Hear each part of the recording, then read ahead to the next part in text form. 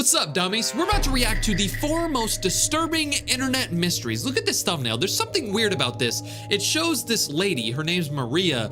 Apparently she died in 2013, but there's gonna be like a mystery with this. So let's try not to get scared at these 4 disturbing internet mysteries. Let's go. I love these videos. Mysterious kid on TV. Mysterious kid on March TV. 2nd, 2025, a Reddit post would be made with a video attached. This has to be the creepiest caught on camera that I have watched. Okay. The OP explains that the video was from a local news show in 2003, where every November, viewers submitted their paranormal encounters. This one, however, would be the most convincing the show had ever aired. Okay, this looks like a normal video. This looks like a normal video. Where's it gonna be creepy? The video was submitted by a basketball coach who was recording his kids while they trained. After training, he would review the footage in his home. However, this time, he saw something that he couldn't explain. Really? Okay, so this is just like a wholesome video that this guy was recording of his basketball kids. This was in 2003, so like this is like old footage, but apparently he saw something creepy. Okay, so they're just playing basketball like kids. I did this when I was younger. Apparently there's something in this footage that is creepy. Who just ran by?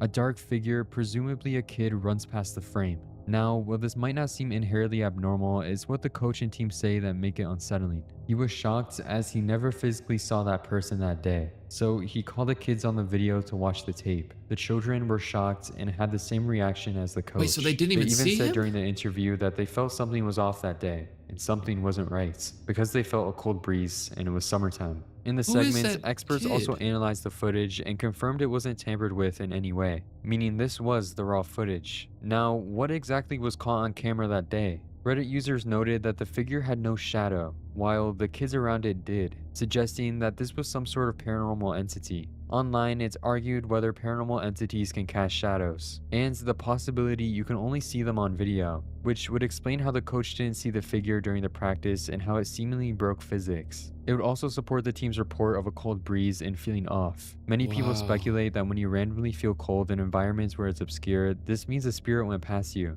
It's also noted this can make you feel sick. There are many videos depicting paranormal entities, but after digging deeper, a far more realistic explanation begins to appear. Human attention is notoriously unreliable, especially in chaotic environments. The entire setting was a group of kids running drills, moving constantly, and focusing on the coach. In situations like that, it's incredibly easy to overlook something that doesn't immediately stand out. Bro, if I would have saw a kid that, like, he looks like he just like fell into a bunch of oil. Look how small his arm is.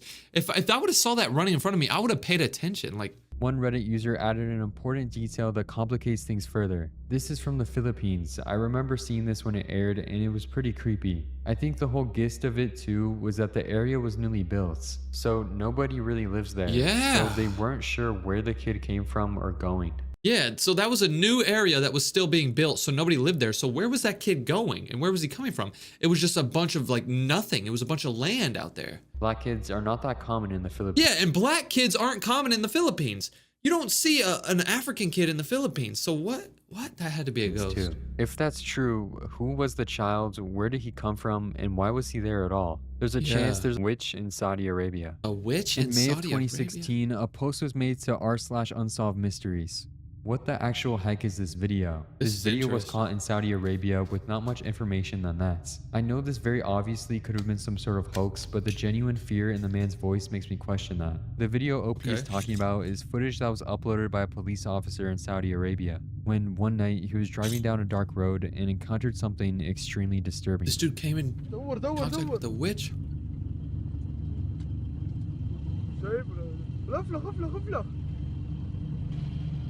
What is that?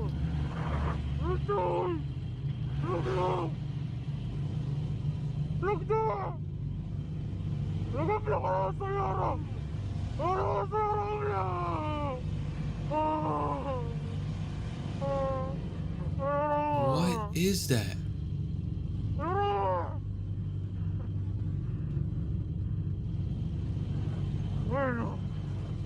Run it over! I would have taken the car and just slammed into it.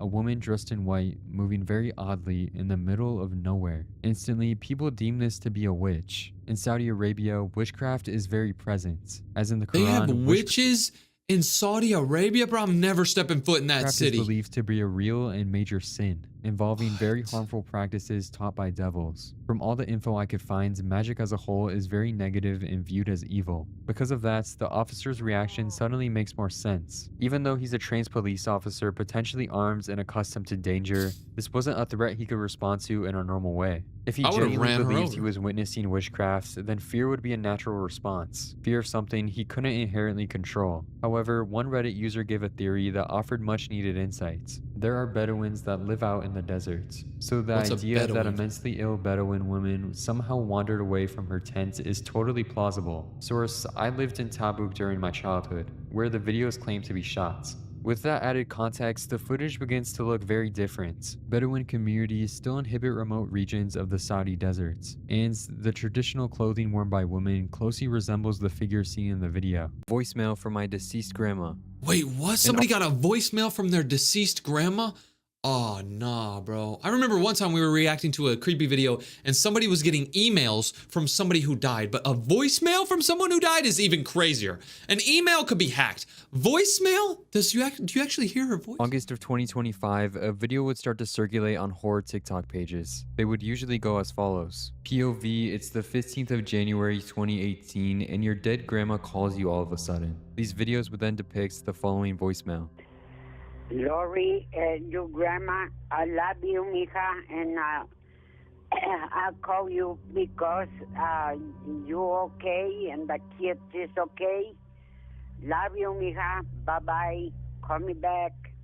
Though all the voicemail seems like is a heartfelt message to a grandchild, when you look deeper, it becomes much more disturbing. The Wait, so she's- voicemail didn't come from a safe contact, and according to the person who received it, it was sent on the exact same day 5 years after their grandmother had passed. The question becomes overwhelming. If this was never supposed to happen, where did this voicemail come from? A Yeah. TikTok user would suggest, maybe the lady sent the audio sometime before she died, but for some reason it hadn't arrived yet. At first glance, this theory seems plausible. There are entire Apple support forums filled with complaints about delayed voicemails, pointing to unstable cellular connections, 5 software years updates, or after she temporary died, system though? glitches as the cause. In theory, it's possible that the grandmother recorded the message shortly before her death, and it simply got stuck in the system. But that explanation begins to fall apart when you consider the timeline. A 5-year delay is I just very said that. extreme. Phones go through countless software updates and system resets over that span of time. For a voicemail to remain undelivered for half a decade across multiple updates and network changes is highly unlikely. Another Yeah. theory suggests the voicemail may have been scheduled in advance, set to send automatically at a later time.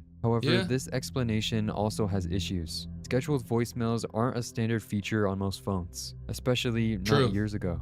Pulling off something Yeah, back in 2013, they didn't have a scheduled voicemail. like that would require third-party apps, decent technical knowledge, and very intentional planning, making it unlikely for an older person to execute this without some sort of help. Then there's the possibility that this was part of an actual crime. Voicemail scams have become increasingly advanced in recent years, specifically those originating from True. Latin America. Many use AI voice cloning or emotional manipulation, posing as distressed family members to create urgency. Victims receive calls or voicemails that sound eerily real, often pursuing them to send money through wire transfers or gift cards. So, could this voicemail have been an elaborate scam? It's technically possible, That is but creepy, bro. Imagine like your grandma dies and you like if I got a call from my grandma right now, I'd be tweaking, bro. there's major issues my with grandma's that theory. dead. The voicemail never asked for money. There was no sense Yeah. of urgency, no request, and no hook. Just a calm, wholesome message, which makes it an odd choice for a scam, especially given the effort required to pull something like this off.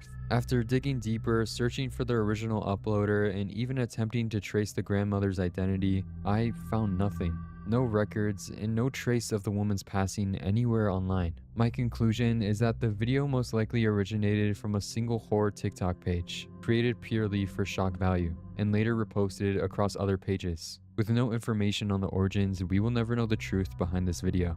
That is creepy though. That's actually insane. Gettysburg Wheatfield's Unknown Sounds. What? In May of 2012, a YouTube channel by the name of MB1554 would upload a video that would make viewers disturbingly confused. The description read, "Sound of rifle and drums heard at the Wheatfield at sunset in Gettysburg. Other than the occasional car passing, we were alone. We followed the intermittent sounds, but could not find anyone nor locate the source of the music. Always ahead of us." The creator is referencing to the Wheatfield at Gettysburg, a location where on July 2nd, 1863, Union and Confederate forces fought in brutal close quarters. By nightfall, Yeah, the Battle of Gettysburg. There was a big battle where like millions of people died or whatever. Oh my God, my camera's about to die. What the hell? I don't care. A bunch of people died. And over apparently 6,000 soldiers were killed, many never leaving the 6,000 ground people. where they left. Today, the Wheatfield is often described as one of the most chaotic and bloodiest sections of the entire battlefield. Yeah, because it's got to be haunted. This place has to be haunted because so many people died. The creator gets out of their car and starts to record the fields. Almost instantly, you can hear the faint sound of what appears to be rifles and drums. Really?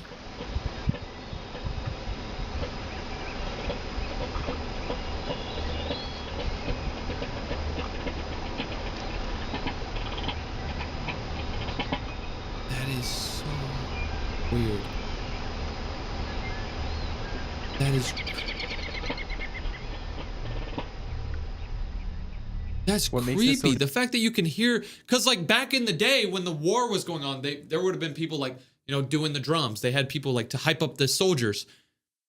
Dude, are these people like they're ghosts? Are there ghosts playing the Disturbing drums? is that the creator claims they were completely alone and could find no trace of where the sounds were coming from. So, what exactly was the sound? A Reddit user said, "People, this is real. I've been there at least 3 times and heard all these things. Gunfire, the drums playing, the weird lights, etc. I left after the 3rd night and haven't been back Bro, since." so if you go to this battlefield, you'll hear like guns going off and like drums, even though nobody's still battling, but it's just like If ghosts. you want to believe, go there and you'll see for yourself. What many people believe this video captures is the residual energy of the soldiers lost in battle. Basically, the belief that intense traumatic events can leave an imprint on a location. Not ghosts in the traditional sense, but moments replaying themselves without awareness, like a recording that never stops. However, people have other theories. There could be a number of reasons for the sound off camera, like a sound device held nearby but out of frame, or the car stereo playing the track. It's like those videos of people hearing bang sounds when it easily is just them hitting something out of frame. I mean, dude, you might just have to go there and see for yourself. I have a feeling that might be true though. If you go there, you'll hear like battles and like stuff going on because so many people died there. So much like emotional energy happened at that place. That's so It's creepy. totally That is actually a plausible that mystery. MB1554 set up the video for views. It Why would would be he do that? extremely easy to play sounds on a speaker and Why would he just create the channel and try to get a bunch of views if he only uploaded one video? I would understand if he uploaded a ton of videos because then you'll start making money. But he didn't make any money from this. He only posted one video. So why would he do that? Why would somebody make a fake video if they weren't going to make money? make up a Like, story. Though this wouldn't explain the numerous reports of people who heard the sounds as well. A Reddit user explains, "Just because there could be an explanation doesn't mean there is an explanation. If you yourself were to record drumming at this exact place at 4 a.m., no one around, the nearest residence is 5 miles away, no military drills to be had, no cars on the road, I'm sure you would say there could be underground speakers around to boost tourism. This isn't the first time people hear drums here, and for years before the availability of portable music playing devices. At some point, we have to acknowledge the issue may not be the lack of evidence, it's the one receiving it." dude, that's actually creepy, bro. I want to go there and see for myself if that's actually true. Could there actually be ghosts like still playing their drums and still fighting each other? Oh my God, that's creepy, dude. Let me know what you guys think. What's up, dummies? Today I'm about to react to urban legends that turned out to be true. Look at this thumbnail. It's like a missing girl. She looks like she has Down syndrome. That's actually so sad. A Down syndrome girl went missing. But urban legends basically are conspiracy theories.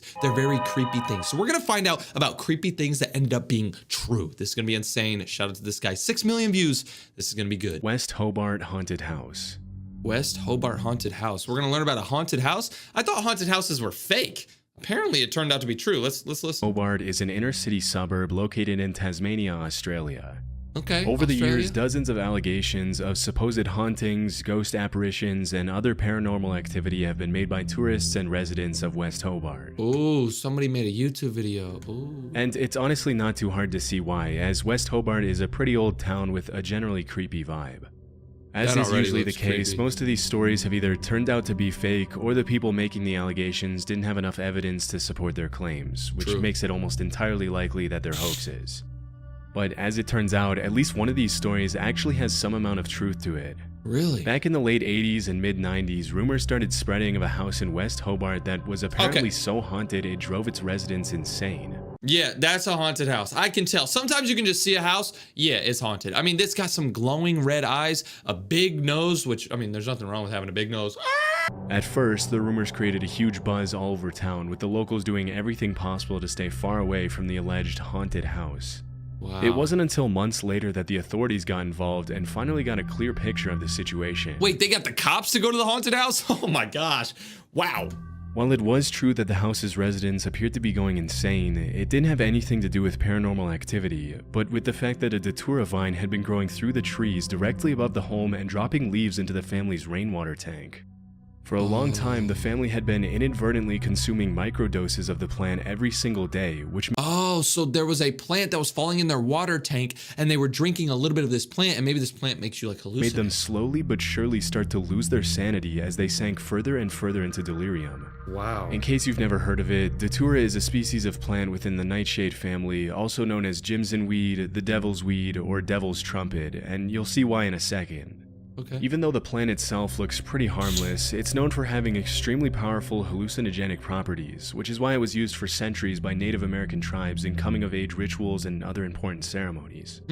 The Aztecs also used datura as a painkiller in certain rituals, namely in ritual sacrifices, and it's also commonly used as an ingredient in the ritual of zombification in the Haitian voodoo religion, where it's referred to as the devil's cucumber.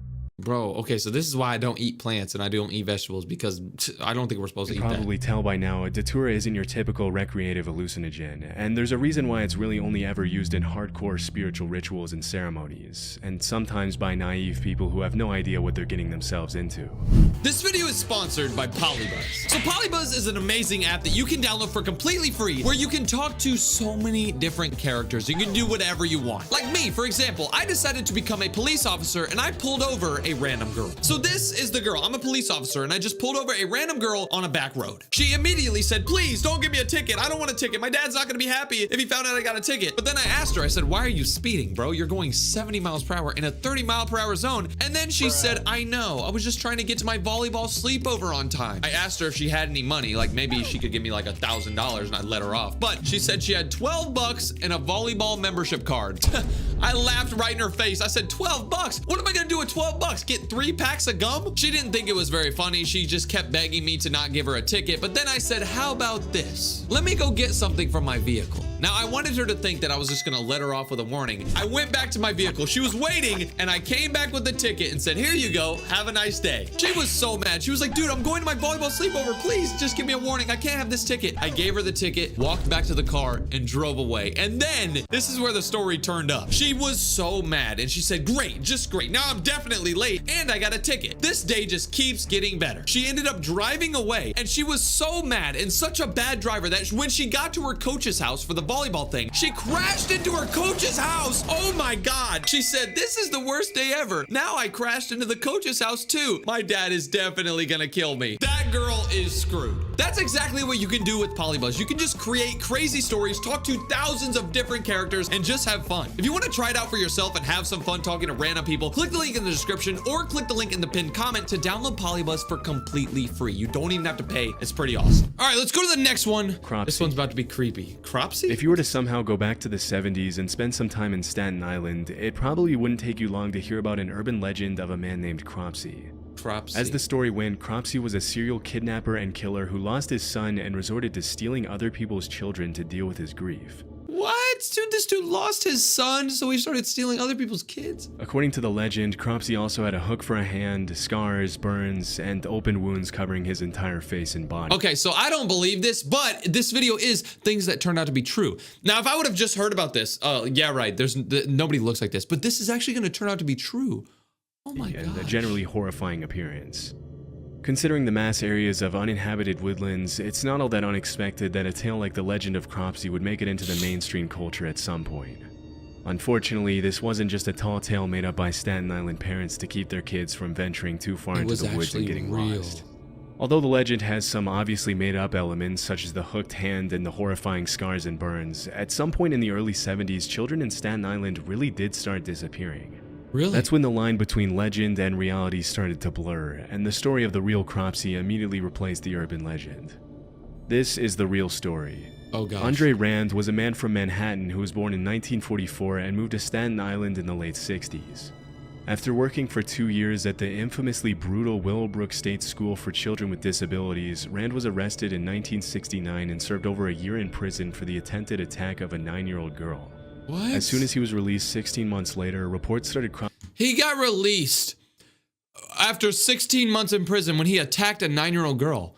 How do you go? You need to go to jail for life. What do you get from attacking a young popping girl? up of more little girls disappearing all over Staten Island. Oh, more girls started disappearing when he got out. Makes sense. Including 5-year-old Alice Pereira, who was playing in her building's lobby when she suddenly disappeared without Bro, a look at how cute she is, bro. What is wrong with trace. him?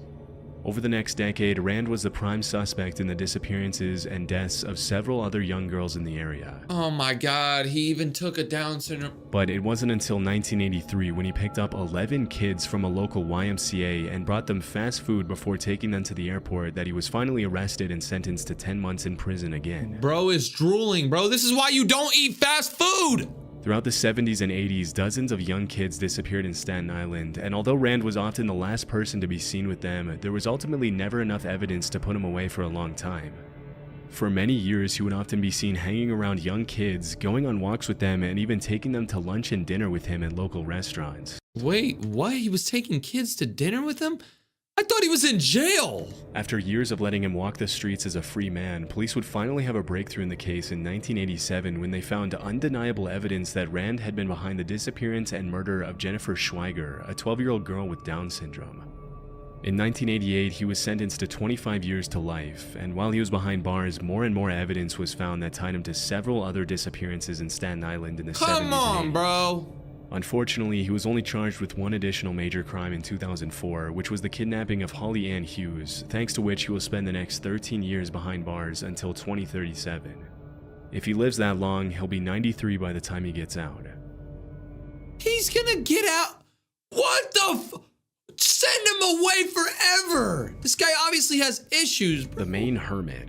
The Maine Hermit? The Kennebec Valley is one of the most beautiful regions in Maine, with over 5,000 square miles of forests, rolling hills, and natural paradise surrounding the Kennebec River.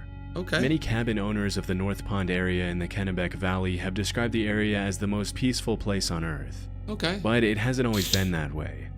All throughout the 80s, 90s, and early 2000s, there were reports of over 1,000 break-ins in the North Pond cabins. 1,000 break-ins? No way this is gonna be one person breaking into 1,000 houses. How do you even do that, bro? He's definitely going for like gold camo or something on his For crowbar. decades, nobody knew who was responsible for the thefts, especially since they were always carried out when there was no one home. As the cabin owners soon noticed, the break-ins seemed to follow a pattern, always peaking in the days before Memorial Day and after Labor Day. As for the stolen items themselves, they ranged from food, to cooking utensils, to books, to propane tanks, to toiletries of all kinds. Bro was stealing food, books, propane tanks, toiletries. Imagine breaking into a house and you're stealing some Febreze, bro. You know how stinky you gotta be? In the absence of a concrete suspect, the locals eventually named the thief the North Pond Hermit, even though by this point there was nothing to suggest the break-ins were being carried out by a single person. Although it wasn't uncommon for groups of homeowners to venture out into the woods to try to find the North Pond Hermit, they never found a trace, which only added to the legend's mystery. Oh, so the people who lived in these houses, they were trying to find the robber. That would be awesome. Finding the person who robbed your house, beat him down. Noon in 2002, 100 people attended a North Pond homeowners meeting, and when someone asked how many of them had suffered break-ins, almost all of them raised their hands. Except As for you can one. probably guess, the North Pond Hermit quickly turned into somewhat of a boogeyman, with the legend frequently being shared over campfires in the area. Bro, I really want to find out who did it, bro. Robbing thousands of houses? Hopefully they tell us who did it. For years, nobody thought that the person or people behind the break-ins would ever be found. But in April 2013, a man named Christopher Thomas Knight was arrested in the middle of the woods in the North Pond area by an officer who had made it his sole mission to bring the thief to justice. Who is this? As soon as he was brought to the police station, the cops asked him why he wasn't answering any of their questions. At first, it seemed as though he was having trouble speaking, but eventually he responded that he was ashamed of himself. As it was later revealed, Christopher had been living out in the middle of the woods by himself in an unheated nylon tent, surviving only on the things he stole from nearby North Pond cabins. No wonder he grabbed some toilet paper, bro. Bro was pooping in the woods. And dude, using leaves is not a good time. Shockingly, he had survived winter temperatures of 20 degrees below zero for years and hadn't been to a doctor or taken any medicine for 3 decades. What's most incredible about the hermit's story is that for the entire time he lived in the woods, he didn't have a single conversation with another human being, except for one time when he ran into a hiker and only said hi. Bro, he didn't have a conversation with someone for 3 years. All he said in 3 years was hi. Bro. Understandably, Chris had lost found interest in his keeping base. track of time. Look at this. They found his base and stuff. So when he was asked how long he had been in the woods by himself, he replied, since the Chernobyl nuclear meltdown, which took place in 1986. As investigators later found out, he was 20 years old when he decided to become a hermit, just a couple of years after high school. Bro, this is what he looked like when he started robbing. So he did this for multiple years. Though he never gave the authorities a real reason why he decided to disappear.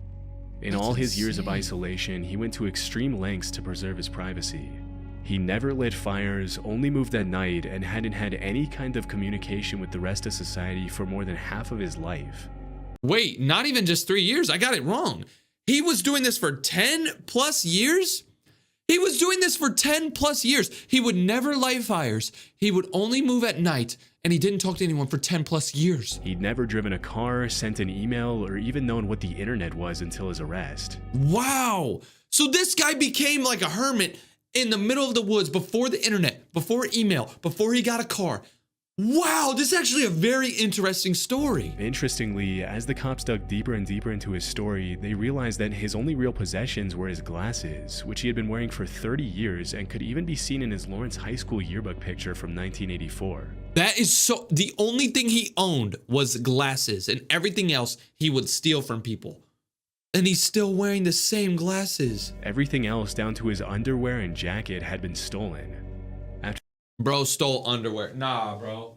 Nah, bro. Imagine you buy a new pair of underwear and you're like 6-pack, right? And you leave it in your house. And then you come home and there's only 4 left. And you're like, who took 2 of my underwear? People are stealing underwears. This dude literally lived off of everybody else's stuff. The only thing he owned was his glasses. Wow, bro. This dude was the most advanced thief After ever. the investigation, Knight was sentenced to 7 months in prison, after which Bro got 7 months for robbing 1,000 houses. he once again disappeared. According to the cops, he's now living a quiet, peaceful life in rural Maine.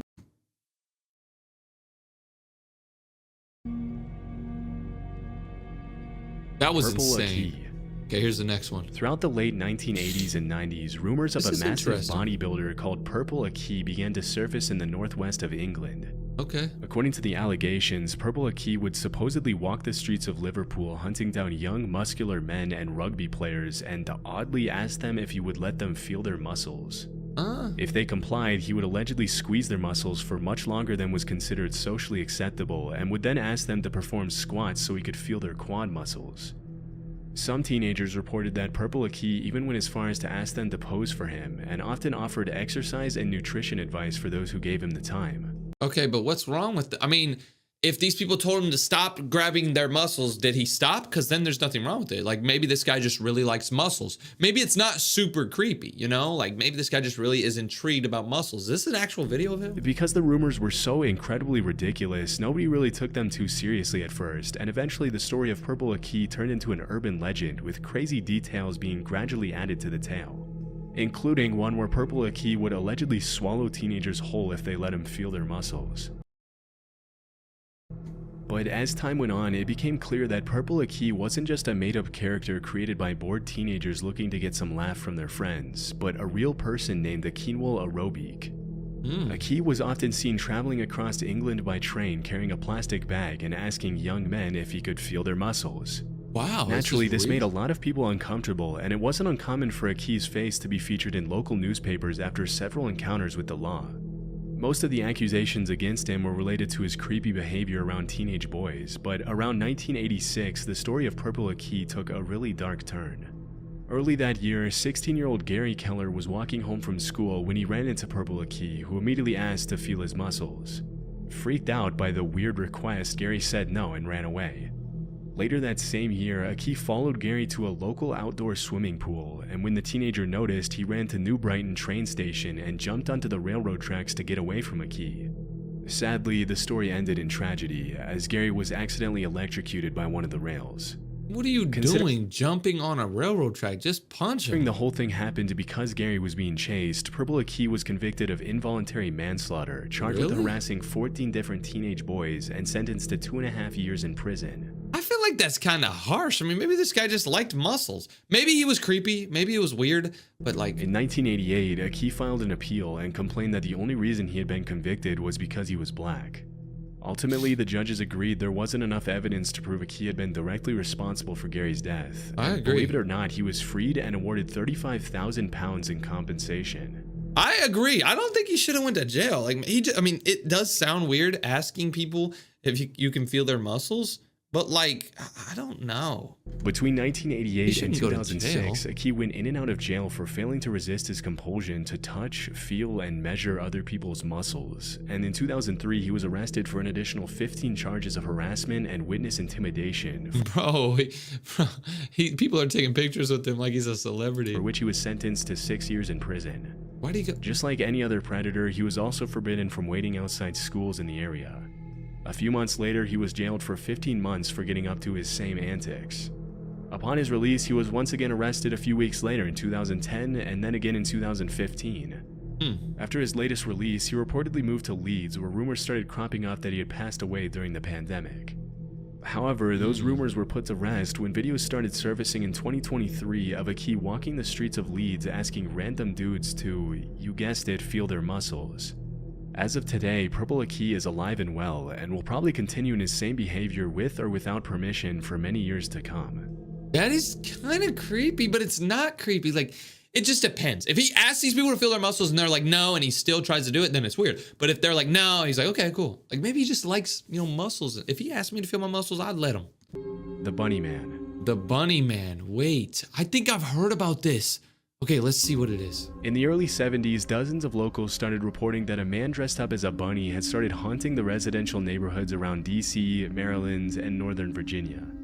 Although dressing up as a bunny in itself seems pretty harmless, what made the encounters a little scarier was that the guy would allegedly threaten children on the street with an axe. Oh, okay, yeah, bro. A dude in a bunny suit threatening children with an axe. Nah, bro. Vandalize people's property for no apparent reason. See, that is... Even though sightings of the so-called Bunny Man were pretty rare, they seemed to follow a pattern, as the man usually appeared in secluded locations where there weren't a lot of witnesses. The story itself has a lot of elements of a typical urban legend and is kind of hard to believe, but through my research I found that it's all loosely based on a true story. In 1970, a couple was parked in a driveway close to a bridge on Colchester Road in Fairfax County when suddenly a random guy appeared out of nowhere, yelled at them for allegedly trespassing, and threw a hatchet at their car. Terrified, the couple left the area immediately before they had a chance to get a good look at the guy. As they reported the incident to the police, they mentioned the guy had been dressed in light-colored clothing and may or may not have been wearing something white on his head. Although the couple never mentioned— What's up, dummies? We're about to react to the creepiest unsolved internet mysteries ever. Look at this freaking thumbnail. Who is that old man smiling in the dark? That is the creepiest thing I've ever seen. This is about to scare me. Grave robbing for morons. Okay, so there's multiple different mysteries, as we can see. Look at this. He's gonna show us 6 different mysteries. So let's see this. Grave robbing for morons. People browsing on the internet stumbled upon a horrifying grainy home video where a young man, who calls himself Anthony and speaks with a noticeable stutter, is in a cluttered room or basement holding a human skull and giving a tutorial on how to dig up bodies. Throughout the footage, he treats the human remains with no respect, such as by putting the mandible and dentures back on for his explanation. He explains stuff in detail, such as how to peel back dried skin and how to use bleach to clean the bones. He then claims he is part of a crew with friends named Gino and Poochie, and he even brags that they plan to rob the grave of the famous magician Harry Houdini next. Bro, people actually rob graves? How could you even do that? Like, you gotta have some crazy balls and something wrong with you, because, dude, that's creepy, bro. You're messing with their spirit. You're messing with, bro, you're gonna get haunted, bro. The Jack Froze emails. Jack Froze Imagine emails. checking your email on a normal afternoon, only to find a new message waiting for you from a friend who has been dead for 5 months. This is What? exactly what happened to a man named Tim Hart in November of 2011. The email came from the account of his best friend Jack Froze, who had passed away suddenly from a heart problem back Wait. in June of that same year at Wait, the age what? of 32. So his friend died, but then he was getting emails from his friend. Wait, what? So somebody must have taken over his email or... The subject line of the email simply said, "I am watching." The message inside was short and terrifying because What? it asked Tim if he could hear him and told him to clean his attic. This was disturbing because shortly before Jack died, they had been up in Tim's attic together, and Jack teased Tim about how dusty and dirty the attic was. No Wait, one else knew what? about that conversation, so it felt impossible that anyone else could have sent that message. Wait, what?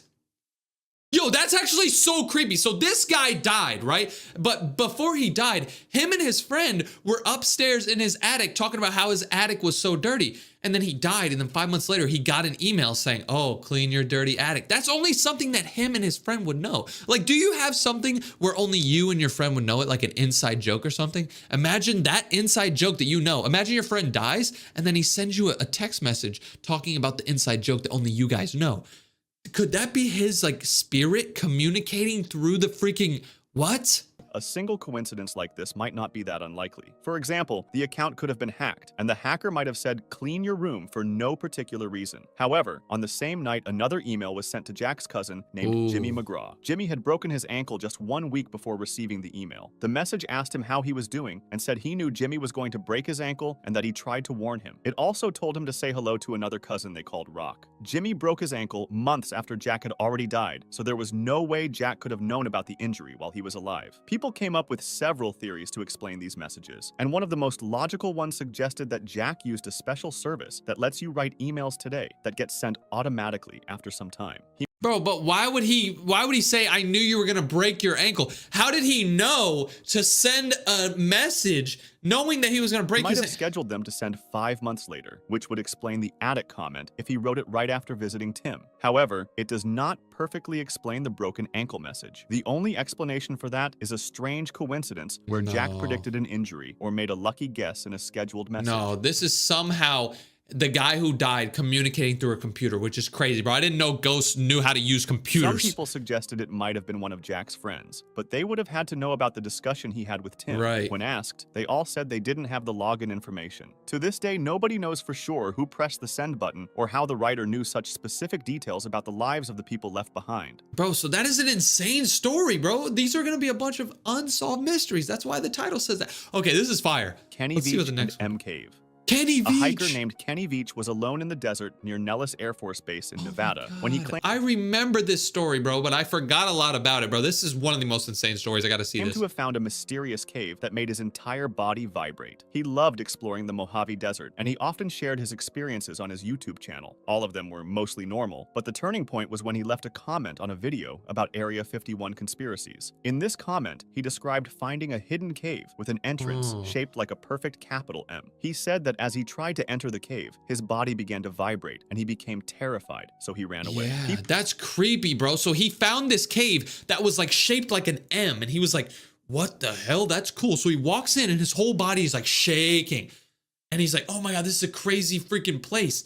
Oh my god, I think I remember the story. Let's just keep People watching. on the internet immediately demanded proof and challenged him Mhm. to go back to the cave. Kenny accepted the challenge and went out to film his search for the M Cave. He posted a video showing his hike where he explored old mines and looked at wildlife, but he admitted he could not find the specific cave again. He seemed disappointed, but he was determined to prove he was telling the truth. Kenny told his viewers he would go back out for a 3-day hike to search the same canyon again. On November 10th, 2014, he set out on this final journey. He took his gun and his phone, but strangely, he left his video camera at home. He never returned from that trip. His girlfriend at the time reported him missing when he did not come back. Search and rescue teams combed the desert, weird. and helicopters flew over the rugged terrain looking for any sign of him. They found his car parked where he said it would be, but Kenny was gone. Eventually, searchers found his cell phone lying on the ground near an old mine shaft he had visited in his previous video. The police sent a camera down the mine shaft to see if he had fallen in, but it was empty. There were no clothes, no supplies, and no body found anywhere in the area. It was as if he had simply vanished into the desert. Wait, really? They never never found him? Since his disappearance, there have been many theories about what happened. His girlfriend posted a comment saying Kenny battled depression and may have ended his life in the desert. She said that Veach struggled with depression for years, which had intensified in the months prior to his disappearance. She stated that Veach had expressed suicidal thoughts and had remarked that if he ever chose to end his life, no one would ever find him. Some people, though, still think he might have encountered something dangerous near the military base. Yeah, bro, he definitely, because look, he found this cave that when he walked in, it would make his whole body vibrate. He started like floating. That has to be some Area 51 stuff. And now if I end up dead in the next couple of days, then you guys know that they came for me, bro. But dude, this was definitely not a coincidence, bro. He found this cave. His viewers were like, bro, show us. This is insane. It's right next to Area 51. And you know Area 51 has some crazy stuff going on, crazy alien, crazy, experiments and stuff.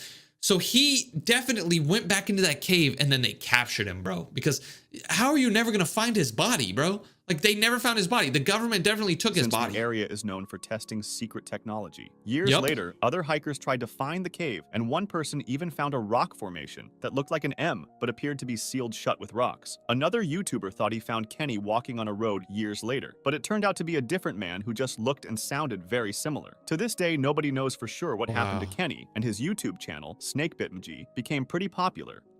Wow. ChipChan. Back in 2008, That's internet crazy. users stumbled upon a live video stream of a woman sleeping in a chair in a club.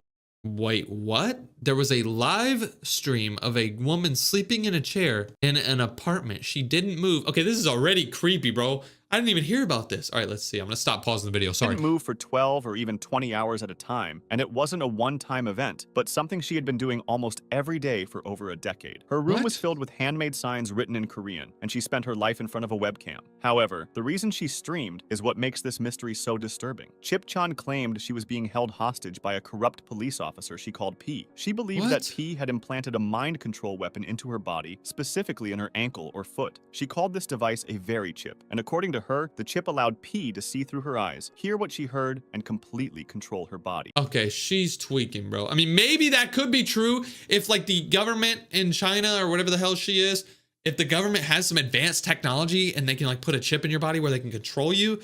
I don't know, but like, dude, this girl is definitely tweaking. Why did she live stream though for 12 hours, 20 hours? Why? Viewers watched her fall asleep in very uncomfortable positions for distinct periods of time, almost as if a switch was flipped. ChipChan used to Really? insist she was not sleeping, but that the officer was using the weapon to knock her unconscious. Over the years, she used her webcam to document this. She showed severe rashes and wounds on her legs, which she claimed Wow. were caused by the mind control weapon. She said that P prevented those injuries from healing. On the rare Really? occasions she left her apartment, she filmed police officers and patrol cars because she was convinced they were stalking her. There are a few theories about what was actually happening. You know, I honestly think that she was just crazy because like, I don't know. I don't know the full story, but there's no way they put a chip inside your leg and it can control you and just flip a switch and then you fall asleep. But maybe it could be. I Some don't people know. thought she might have been a dedicated internet troll playing a character. But she Really? has kept this up for so many years without making money that it seems unlikely. Right. Others worry she was telling the truth and is a victim of abuse. However, the most common theory is that she was suffering from a severe mental illness I just such as said that. schizophrenia or narcolepsy. This would explain her paranoia about being watched and her irregular sleeping Right. habits. To this day, her true identity remains a mystery.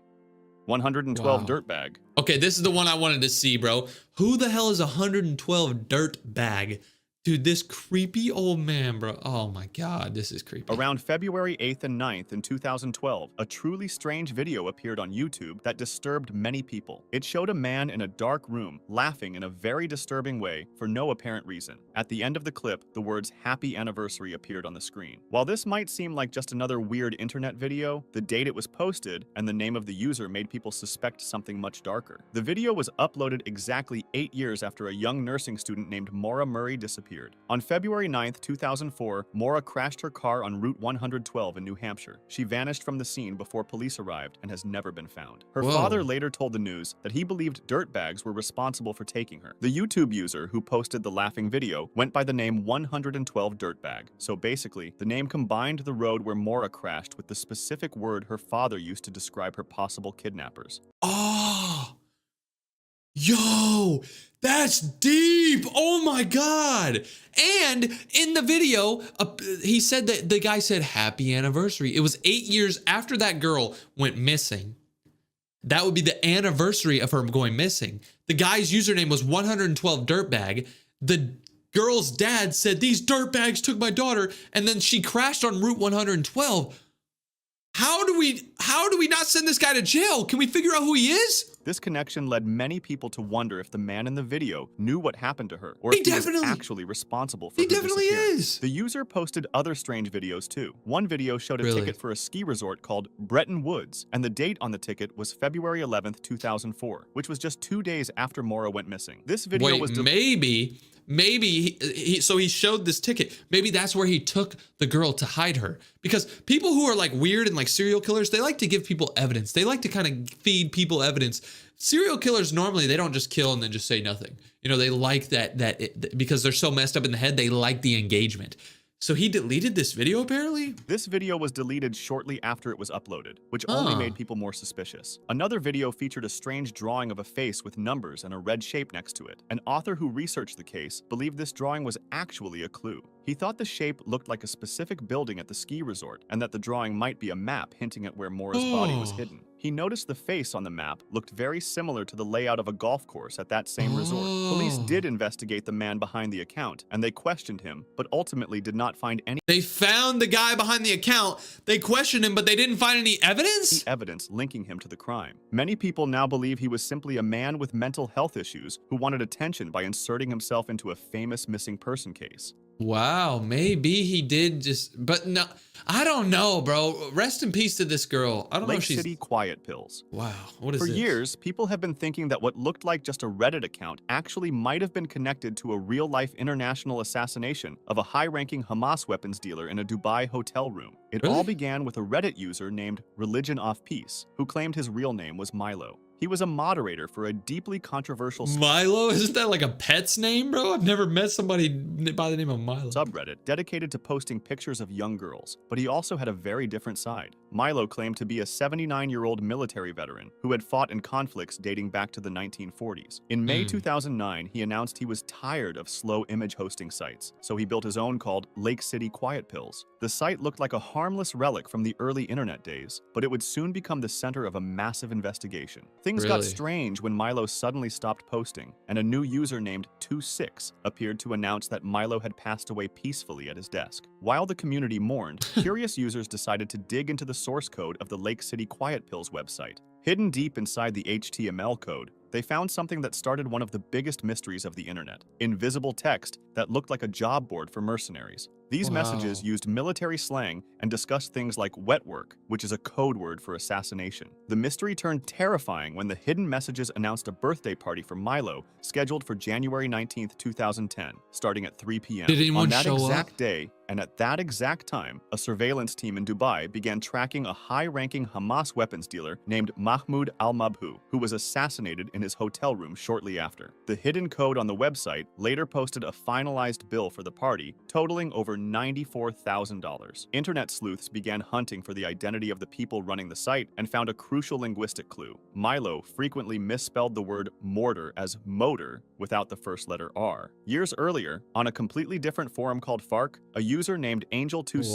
made the exact Wow. same spelling error while discussing military bayonets. This suggested Milo and Angel26 were the same person. Then, investigators traced Angel26 to a man named Mike, who ran a technical consulting business called Crystal Wind in New Jersey. On 2 separate occasions, the admins named Pierce and Bishop warned that the website might go offline due to severe weather. They mentioned Hurricane Irene and a specific snowstorm right as those events were hammering New Jersey. When users traced the IP address of the server, it pointed directly to Newark, New Jersey, which was where Mike lived. The investigation into Mike's business website revealed even darker secrets. While one file directory named Sharky contained innocent 3D models, another directory named Scooby contained disturbing 3D renderings of women in distress, with file names like Body Tank and Experiment Table, suggesting a dark, fetishistic side to the creator. Over time, the administrators of the hidden job board kept changing, with names like Shade and Kim taking over only to vanish or claim they were dying. The site eventually went offline for good, but years later, a Reddit user named Retirement Plan LCQP appeared claiming to be an insider. They stated that the whole thing was just a role-playing game run by bored-rich software engineers. That claim from the insider appears to be the truth, because deeper digging connected Mike to another online profile named Trent the Thief. This was not How the would name a- of a hitman. How are they finding all of these profiles of this Mike guy, bro? How did they went deep into the freaking text But and a everything? character Mike used in online role-playing games and Second Life and furry communities. The This dude was a furry? This dude was a furry. I'm leaving. What's up, dummies? On my channel, I react to so much scary stuff, and today is not gonna be any different. I think this video is gonna be about like people who disappeared and they were never found, or maybe like even like a family that like died and nobody knows how they died. It's gonna be insane. Let's lock in, try not to get scared. And also, I don't know what happened to my shirt. I'm not lactating, by the way. I'm not pregnant. All right, let's do this. Sunday, December 7th, 1958, around 1 p.m., the Martin family gathered into their 1954 cream and red colored Ford station wagon and headed towards the Columbia River Gorge. Okay. Their intention was to collect greenery from the surrounding woodlands to use for Christmas decorations around their home. Okay. 3 hours later, the family stopped at a gas station in the city of Cascade Locks, 40 miles from their home, where they ate at Paradise Snack Bar in the city of Hood River. This is completely random, but I love how things used to look back in the day. Like, I feel like you don't see stuff like this anymore. Like, this just screams like 2008, 2005, like all the good times in the world. I bet most of you weren't even born. Like, look at the gas. $1.80, bro? That is insane. All right, let's watch this scary story. Cascade Locks. So at this point, they were about 60 miles from home. Okay. The waitress at Paradise Snack Bar confirmed that all appeared normal with the family, and they left the restaurant around 5 p.m., which was already found weird by many, as Ken Martin was known to avoid driving at night due to his eyesight. This was the last time any sightings of the Martin family could be verified. What? Wait, did he just say this was the last time the whole family was ever seen? They went out to eat in a different town, 60 miles away, and then nobody ever saw them again?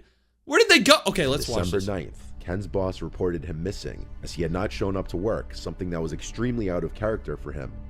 That same night at around 11 p.m., police arrived at the home of the Martin family. There were no signs of a break-in or foul play. There were dishes still in the sink, and a load of clothing was still in the washing machine, and a Santa Claus outfit from a Christmas party was even still laid out on a bed. Wherever the Martins had gone, they clearly intended to come back.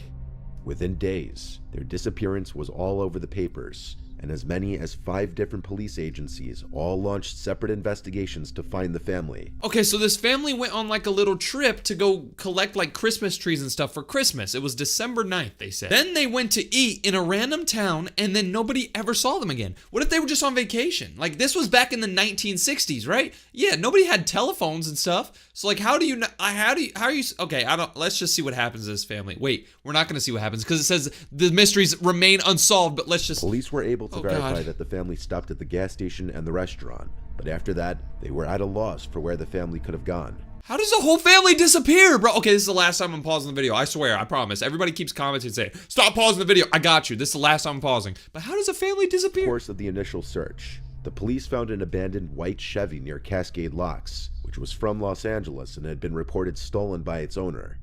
This led police to search for 2 ex-convicts, Roy Light and Lester Price. There was some suspicion that the two may have been involved in the disappearance of the Martins, as the owner of the Paradise Snack Bar told the police that they were at the restaurant at the same time as the Martin family, leaving shortly after the Martins. So there was a prisoner that just escaped or whatever, and he was seen at the restaurant at the same time as the family. So maybe the prisoner like killed him. Proof to connect them to the disappearance. They were never questioned. Wow. Strangely, days after their disappearance, police would continue to get calls reporting sightings of the Martins from all over the area. Several alleged witnesses claimed to see the Martins or people matching their description in other parts of Oregon, Iowa, and even Montana, but none of these sightings could be verified. What? 2 witnesses claimed to see the Martin station wagon around dusk parked under the Bridge of the Gods in Cascade Locks with 2 men standing next to the vehicle and speaking to the passengers inside, though this couldn't be verified. But if it was true, this was the last known time they were seen alive. Many came to believe that they had accidentally driven into the Columbia River. Pretty soon, though, a very important discovery in the investigation was made when tire tracks were found leading to a cliff above the river, and cream-colored paint chips, consistent with the color of the Martin station wagon, were found on the rocks below.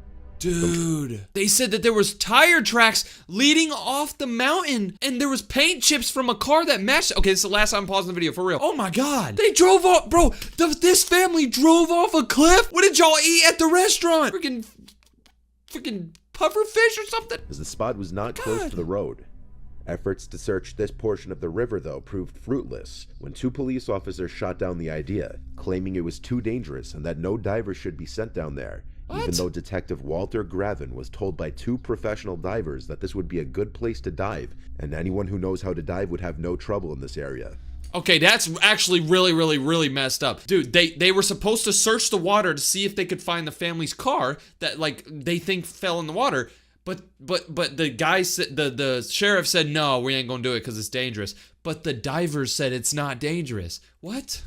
In the early morning of May 2nd, 1959, a fisherman and his wife reported something strange floating downstream near the Bonneville Dam in the Columbia River Gorge near Portland, Oregon. To them, it appeared to be 2 bodies, and unfortunately they were right. The following day, one of the bodies was found on the north bank of the Columbia River, and the next morning, the second body was recovered. They belonged to Susan and Virginia Martin, ages 11 and 13. 11 and 13? Bro, I bet half the people watching this are like 10. Oh my God. Though the official cause of death for both girls was determined to be drowning, a technician reportedly spotted what he believed to be bullet wounds in each of their heads and informed Dr. Waterman, the medical examiner. In his report, however, Waterman stated that no such injuries were found. Likewise, no police reports or newspaper articles from the time indicated that any signs of foul play were present. The examination also revealed that both Virginia and Susan had eaten burgers and fries within 2 hours of their deaths, consistent with the testimony of the waitress from Paradise Snack Bar. Wait, the autopsy report said that they had burgers and fries in their stomach 2 hours before they died. So that means if they went to eat at like 4:50, they said he left the restaurant at 5 p.m. So that means they must have died at least at 6 or 7 p.m., which means right after they left the restaurant, they died. How? What was in the food? Why did they drive off the... Dr. Waterman claimed to have received several threatening phone calls after the bodies had been discovered. Each time, the voice of what sounded like a young man warned Dr. Waterman that he would be harmed should any of the other missing Martins be identified. But there was actually one surviving member of the Martin family, Donald Martin. Donald had a strained relationship with his family due to him possibly being gay and having been caught with a man in the home by his parents. He never came out to aid in the search for his parents and sisters, claiming that his Aunt Charlotte had encouraged him to stay put in New York. However, Charlotte refuted this claim, stating that she didn't understand why Donald hadn't traveled to Oregon to help look for his family. So this guy didn't want to find his family because... What a weirdo, bro. Also didn't attend the memorial services for either of his sisters, claiming to have gotten the dates mixed up. As the only surviving family member, Donald was the sole beneficiary of the Martin estate, totaling around $36,000 at the time. 4 years earlier, Donald had been fired from his job at the Meyer and Frank, a department store in Portland. He had been fired for stealing over $2,000 worth of merchandise. Wait, the whole family died, and the only person left in the family was this Donald guy. Donald didn't like the rest of the family, and every time the police force keep getting calls from a young guy saying if you identify any more of the bodies, something bad's gonna happen.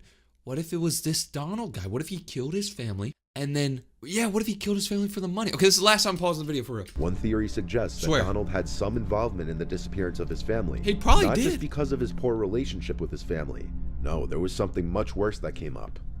A .38 automatic pistol covered in blood was discovered under a rock near Cascade Locks in January 1959. What? A single spent bullet was found in the chamber of the gun. Bizarrely, the weapon was never processed as evidence and was later cleaned and returned to the man who found it. When investigators traced the gun's serial number, they learned it was one of the items Donald Martin was accused of stealing from Meyer and Frank back in 1954.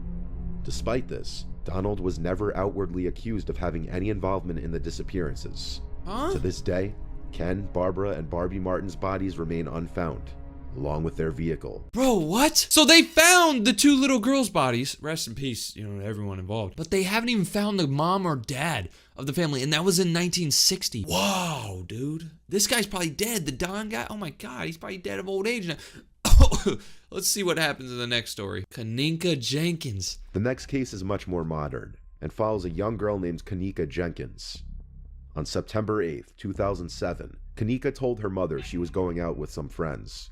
She lied and said they were going bowling and then to see a movie to celebrate her getting a job at a nursing home. Kenneka borrowed her mother Teresa's car and left the house around 11 p.m. That was the last time Teresa saw her daughter alive. Kenneka was born on May 27, 1998 in Chicago. She was a smart and responsible girl with a bright future, according to friends and family, and she had a very good relationship with her mother. The night in question, Kanika and her 3 friends actually went to a party on the 9th floor of the Crown Plaza Chicago O'Hare Hotel in Rosemont, Illinois. The group could be seen entering the hotel around 1 a.m. through security footage. That's Kanika The friends right posted there. videos to their Snapchat stories and Facebooks during the party, but they were clearly not having a good time, stating that the males were aggressively flirting with them even after telling them to back off. At around 1:30 a.m., Kanika sent a final text to her sister, the last time her family would ever hear from her. Around 3 a.m., the girls decided to leave the party. In the hotel lobby, Kanika realized she had left her belongings, car keys, and cell phone back in the room. Kanika's friends left her alone to go retrieve her belongings since Kanika was too intoxicated to even walk straight. Yeah, she's over here stumbling, so she's definitely got a little bit of drink in her, so... But this was a terrible idea. The group returned to... Wait, why did her friends leave her if she's drunk, bro? What the... had left Kanika, and she was gone. The friends searched the hotel trying to find her, but had no luck. Between 4 and 4:30 a.m., they decided to call her mother Teresa to let her know they couldn't find her daughter. They asked if Kanika had maybe gone home without them. When they learned that she hadn't, they drove to Teresa's house and brought her back to the hotel to continue searching. Teresa didn't believe Kanika's friend's story, and she could tell that they had been drinking and were possibly under the influence of drugs. Dude, she's so drunk. What's gonna happen, bro? Kanika's friends, if she had anything to drink, they told her that she had 1 drink. Kanika's mother grew extra worried because she knew Kanika couldn't handle alcohol, and even a single drink would be too much for her. She asked the hotel's front desk for help, but they refused. She requested to see the security footage, or for a security officer to look at it to figure out where her daughter had gone, but they told her only the police could look at the tapes. At 7:15 a.m., Teresa called 911 about her missing daughter, but at this time, the dispatcher told her that Kanika was probably passed out drunk in a random hotel room, and to go home, relax, and give it till morning. What? The next day, Kanika was officially reported as missing, and a police investigation began around 1:15 p.m. the next day, on September 9th. Hotel staff claimed they looked at the security footage and didn't see anything, oddly enough. You're about to hear why. Police searched the hotel and surrounding areas, but came up with nothing. Around 10 p.m., an officer decided to look back through the security tapes in case something was missed. Sure enough, he discovered Kanika stumbling around the hallways of the hotel lobby around 3:20 a.m. Wait, why did the hotel employees say that they didn't see her on the camera? There's literally footage. We've been watching footage this whole time of her stumbling around. She was so intoxicated that she could hardly walk. After this, the police sent out a second search team to follow her last known steps. After stumbling her way through multiple floors and hallways, Kanika found her way to a kitchen that was under renovation and not in use. The last known footage shows her walking through this kitchen back towards the freezer. This freezer had a cooler in front with a second door leading to the freezer area. The video does not show her walking into the freezer, but it's speculated she opened the door, walked in, and never came out. Police found her frozen solid dead body inside of the freezer. Others speculate that the hotel had something to do with her death, and that her placement in the freezer is a cover-up. Some people believe she was lured into the freezer by someone working at the hotel and locked her in. Some say she was killed off camera, put in a black garbage bag, and dumped into the freezer to make it look like she stumbled into the freezer on her own.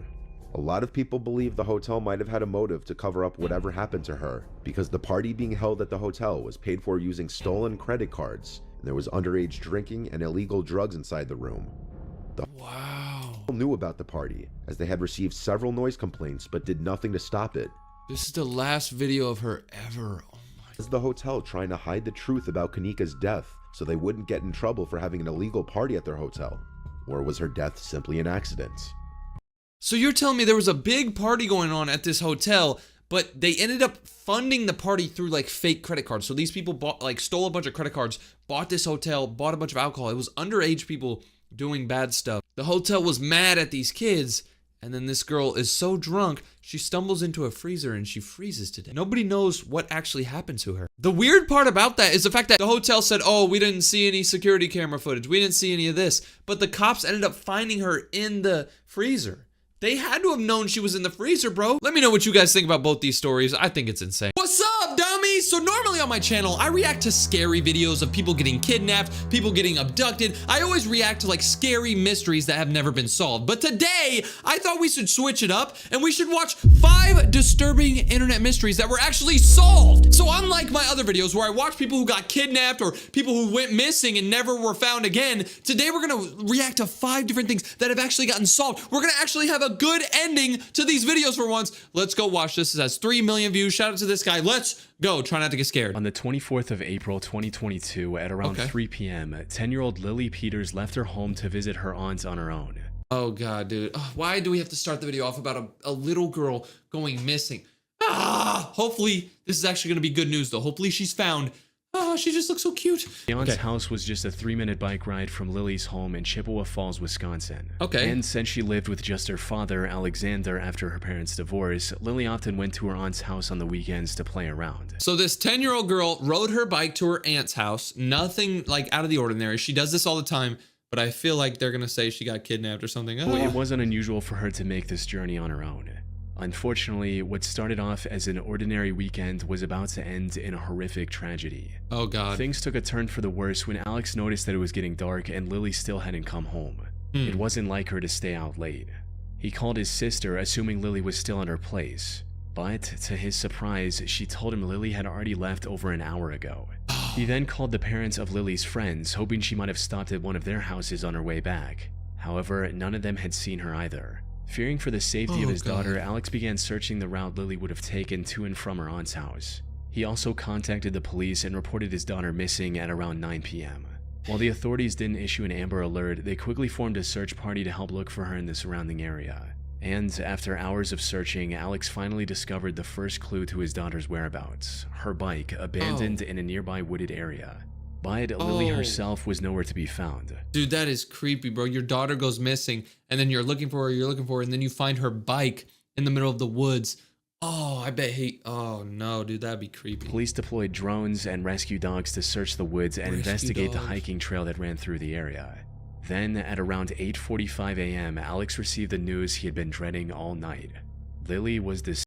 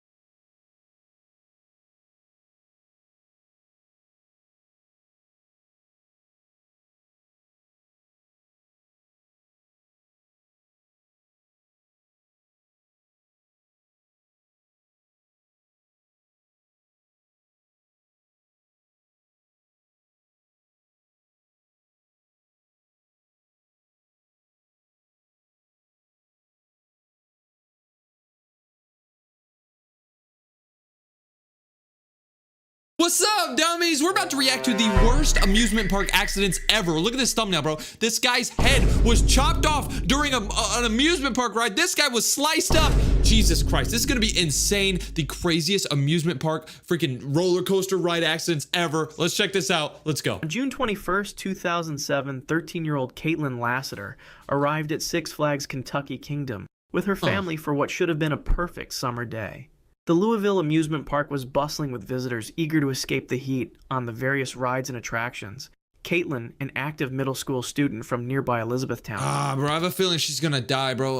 It's like a middle school girl, bro. That's so sad. looked forward to this trip for weeks. She had been looking forward to this trip for weeks, bro. She marked it down on her calendar. She was like, I can't wait to go to Six Flags. And then she died. She was particularly excited about the Superman Tower of Power, the park's signature thrill ride that dominated the skyline at 177 feet tall. That's The tall. Superman Tower of Power was considered one of the most popular attractions at Kentucky Kingdom. The ride worked by seating passengers in a circular gondola with their feet dangling freely beneath them. A sophisticated cable and pulley system would lift riders to the top of the tower. I don't even know what any of pause that for means. a moment to build suspense, then release them into a I've actually done this ride, though. I mean, I don't know how the hell it works, but it takes you up slowly, and then you're all sitting at the top, and then boom, you drop really, really fast. I always got scared that I was going to hit the ground. fall back toward the ground. The sensation of just said weightlessness that. combined with the panoramic view of Louisville made it a must-ride attraction for thrill seekers. Safety harnesses secured riders around their torso and shoulders, while their legs hung unrestrained below the seats. Caitlin joined the line with her family members, watching as previous groups of riders screamed with delight during their descent. The ride operators went through their routine safety checks, ensuring all harnesses were properly secured before initiating the lifting sequence. Everything appeared normal as Caitlin's group was loaded into the gondola seats. The massive tower stretched high above them, and she could feel the anticipation building as the ride began its slow ascent. Look, she looks so happy, bro. Look at her. She's so happy. Approximately Don't tell 40 me. feet above the ground, something went catastrophically wrong. One of the main support cables suddenly snapped under tension, creating a whip-like effect as the severed cable lashed across the ride's gondola. The steel cable, moving at tremendous speed and force, struck multiple riders before they could react. In an instant, what had been a moment of anticipation turned into absolute horror. Caitlin bore the worst of the cable's impact. The severed steel wire struck her legs with such force that both feet were completely amputated above the ankles. The other riders in the gondola screamed in terror as they witnessed the unthinkable accident unfold. Blood immediately began flowing from Caitlin's severe injuries while she remained conscious and aware of what had happened to her. The ride operators, seeing the emergency situation, immediately halted the lifting mechanism and began emergency descent procedures. Park security and medical personnel rushed to the scene as soon as the gondola returned to ground level. Caitlin remained remarkably calm despite her traumatic injuries, even asking about her severed feet. Where are my feet? Dude, so this cable broke. It was like a metal cable. It broke, snapped, chopped her feet off. And then she got lowered down. She's like, where are my feet at? Her parents are probably sitting there watching. You know, how parents go to the amusement park with their kids and then they let the kid go on the ride and they just watch their kid. Dude, oh my. Medical technicians quickly applied tourniquets and began life-saving treatment while preparing her for immediate transport to University Hospital. The other passengers, though physically unharmed, were deeply traumatized by witnessing such a horrific accident. The Superman Tower of Power was immediately shut down pending a full investigation. Caitlin survived her injuries but faced a lifetime of challenges adapting to her permanent disability. Oh my The gosh. accident led to industry-wide reviews of cable inspection procedure. That's annoying, bro. Now she's paralyzed, dude. Six Flags ultimately settled with the family for an undisclosed amount, while the Probably like $10 million, bro. They're probably rich. ride was permanently removed. They probably got her the nicest wheelchair ever. A hot rod, hot pink wheelchair with boosters. The park. The incident became a watershed moment for amusement park safety standards across the entire industry. Big Dipper roller All right, here's coaster the next derailment incident. On May What? 30th, 1972, 1972? No wonder something went wrong, bro. Most of us weren't even born.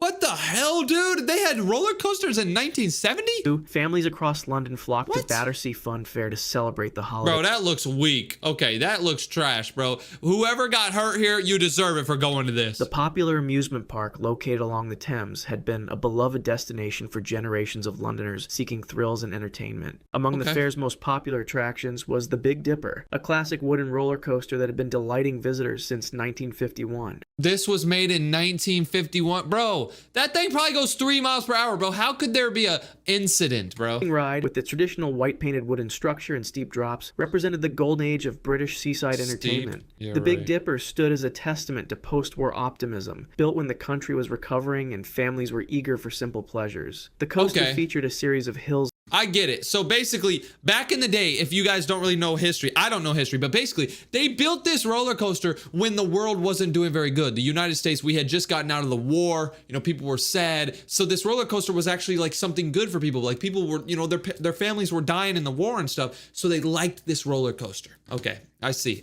families were eager in that era, reaching speeds of approximately 35 miles per hour. Its cars could hold up to 20 passengers at a time, and on busy Okay. days like this holiday weekend, the ride operated continuously with minimal downtime between cycles. The wooden track, supported by an intricate framework of timber beams and cross braces, had weathered more than 2 decades of London's harsh climate. Among the holiday crowd were several families with children, including groups of teenagers who had come to the fair specifically for the thrill rides. The Big Dipper's line stretched long on this busy afternoon, with excited riders waiting their turn to experience the classic coaster. Many of these visitors had ridden the Big Dipper countless times over the years, trusting in its familiar rhythms and well-worn safety record. The ride operators, following their standard procedures, loaded passengers into the train cars and secured the simple What do y'all lamp bars think's that gonna served as happen? the primary restraint system. As the fully loaded train climbed the first Comment down below right now. What do you think's happening? You think people are gonna die? You think people are gonna have their legs chopped up? What do you think? Oh yeah, by the way, YouTube, nobody was hurt, by the way.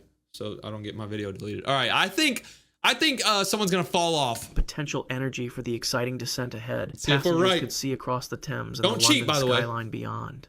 The mechanical chain lift carried them steadily upward with its characteristic clicking sound. Everything seemed perfectly normal as the train crested the first hill and began picking up speed on the downward slope. The familiar sensations of acceleration and mild airtime brought squeals of delight from the passengers. Then, as the train approached a banked curve at high speed, catastrophic structural failure occurred. A No. critical section of the wooden track structure collapsed without warning, unable to support the dynamic forces of the speeding train. The lead cars immediately derailed, leaving the track entirely and plummeting toward the ground below. Passengers were thrown from their seats as the cars tumbled and crashed into the support structure beneath the track. The wooden framework, never designed to catch falling train cars, splintered and collapsed under the impact. 5 Oh! people died instantly from the Oh! devastating crash, while 13 others sustained serious injuries ranging from broken bones to severe trauma. The screams of the injured and terrified witnesses filled the air as park staff and visitors rushed to help. Emergency services arrived quickly, but the tangled wreckage of wooden beams, twisted metal, and overturned train cars made rescue efforts extremely difficult. Some victims remained trapped beneath the debris for hours, while rescue workers carefully dismantled the collapsed structure.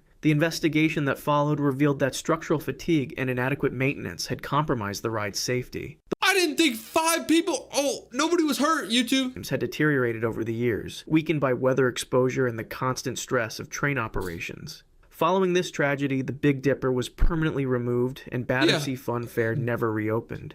The incident led to comprehensive safety reforms throughout the British they didn't amusement just industry, shut establishing down new the standards ride. for ride They inspection shut down and the whole maintenance that park. continue to protect visitors today. Wow. Verrückt water slide Can you imagine, like, you're on a roller coaster, you're like, oh, and then it just goes off the track.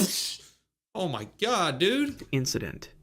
On All right, August what's 7th, this? 2016, 2016. So this is more recent. 10-year-old Caleb Schwab arrived at Schlitterbahn Water Park in Kansas City with his family for what should have been a 10-year-old fun-filled summer Caleb day. Schwab. Caleb was the son of Scott Schwab, a Kansas state legislator, and like many children his age, he was drawn to the park's most famous attraction. Towering above the water park at 168 feet and 7 Wow. inches tall stood Verrückt, officially recognized as the world's tallest water slide. Wow. The German word verrückt means insane, a name that proved to be tragically prophetic. Verrückt had opened just 2 years earlier amid great fanfare and media attention. The massive slide featured a unique multi-person raft system where 3 riders would be secured together in a specially designed inflatable raft. The ride began with a steep 17-story drop, followed by a second hill that created a moment of weightlessness before the final descent into a splash pool. Okay. The slide's designers had incorporated overhead safety netting along portions of the ride to prevent rafts from becoming airborne, a safety feature that acknowledged the extreme forces generated by the attraction.